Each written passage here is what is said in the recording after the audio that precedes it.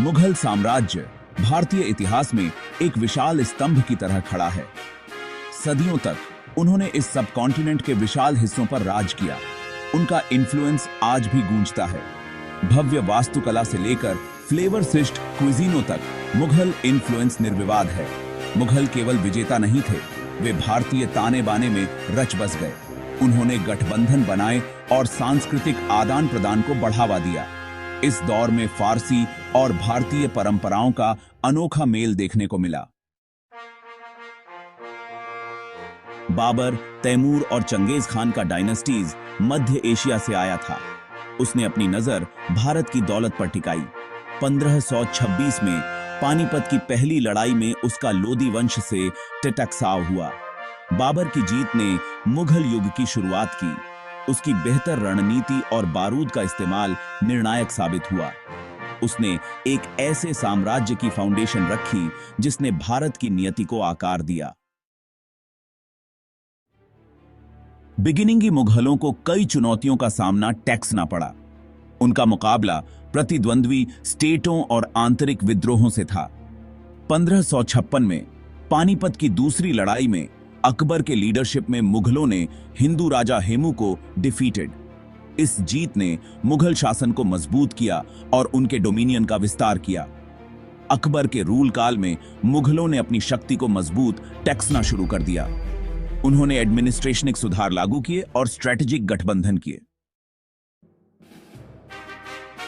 शक्तिशाली शासकों के उत्तराधिकार में मुगल साम्राज्य अपने चरम पर पहुंचा। इन शासकों ने न केवल अपने सैन्य कौशल से बल्कि अपनी प्रशासनिक और सांस्कृतिक नीतियों से भी साम्राज्य को समृद्ध किया। अकबर महान अपनी धार्मिक सहिष्णुता और प्रशासनिक कौशल के लिए प्रसिद्ध है। उन्होंने एक ऐसे साम्राज्य की नींव रखी जो विविधता और समावेशिता पर आधारित था। उसने गैर मुसलमानों पर जजिया कर समाप्त कर दिया और समावेशिता की भावना को बढ़ावा दिया।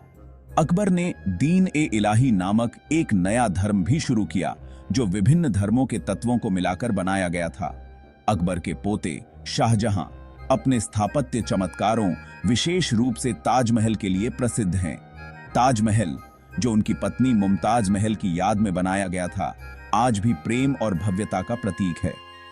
शाहजहां ने ताजमहल के अलावा लाल किला और जामा मस्जिद जैसे अन्य महत्वपूर्ण स्थापत्य कार्य भी करवाए जो आज भी भारतीय वास्तुकला की महानता को दर्शाते हैं। महान मुगलों में से अंतिम औरंगजेब ने साम्राज्य का सबसे बड़े स्तर पर विस्तार किया, लेकिन अपनी अधिक कठोर नीतियों के कारण विद्रोहों का सामना किया।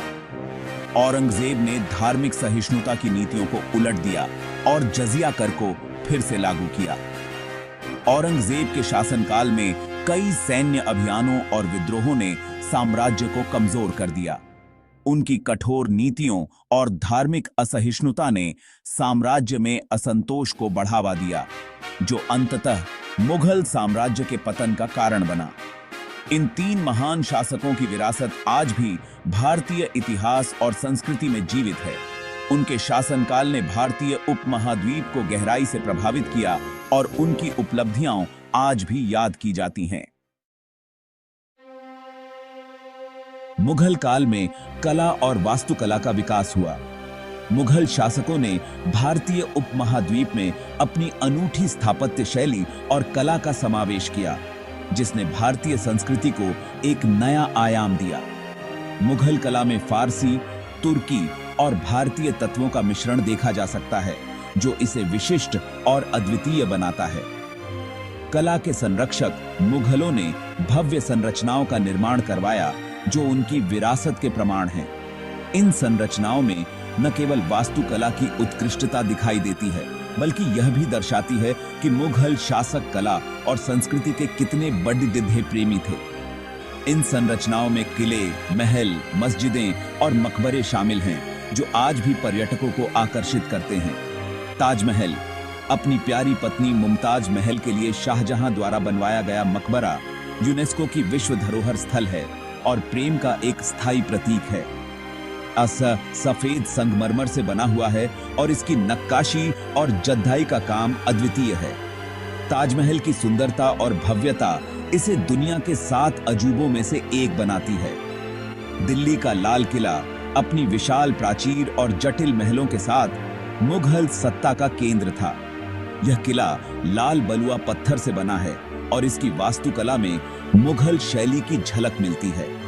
लाल किला न केवल मुगल साम्राज्य की शक्ति का प्रतीक था, बल्कि यह भी दर्शाता है कि मुगल शासक कितने कुशल वास्तुकार थे। किलों और मस्जिदों से लेकर बगीचों और मकबरों तक मुगल स्थापत्य शैली का प्रभाव पूरे भारतीय उपमहाद्वीप में दिखाई देता है। मुगल बागों की योजना और डिजाइन में फारसी प्रभाव स्पष्ट रूप से देखा जा सकता है। मुगल मकबरों की भव्यता और उनकी जटिल नक्काशी आज भी लोगों को मंत्रमुग्ध कर देती है। मुगल स्थापत्य शैली ने भारतीय वास्तुकला को एक नई दिशा दी और इसे समृद्ध और विविध बनाया। मुगल साम्राज्य का पतन एक क्रमिक प्रक्रिया थी जो आंतरिक कलह और बाहरी खतरों से चिह्नित थी। औरंगजेब के लंबे रूल काल ने हालांकि साम्राज्य का विस्तार किया, लेकिन इसके पतन के बीज भी बोए। उसकी धार्मिक नीतियों ने समाज के कुछ वर्गों को अलग थलग कर दिया, जिससे विद्रोह हुए।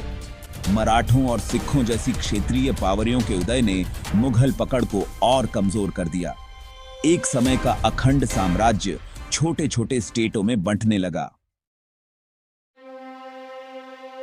यूरोपीय पावरियों, विशेष रूप से ब्रिटिश ईस्ट इंडिया कंपनी के आगमन ने भारतीय इतिहास में एक महत्वपूर्ण मोड़ ला दिया। शुरुआत में व्यापारी पाठरेजों ने धीरे धीरे कमजोर मुगल राज्य का फायदा उठाया और अपने इन्फ्लुएंस का विस्तार किया।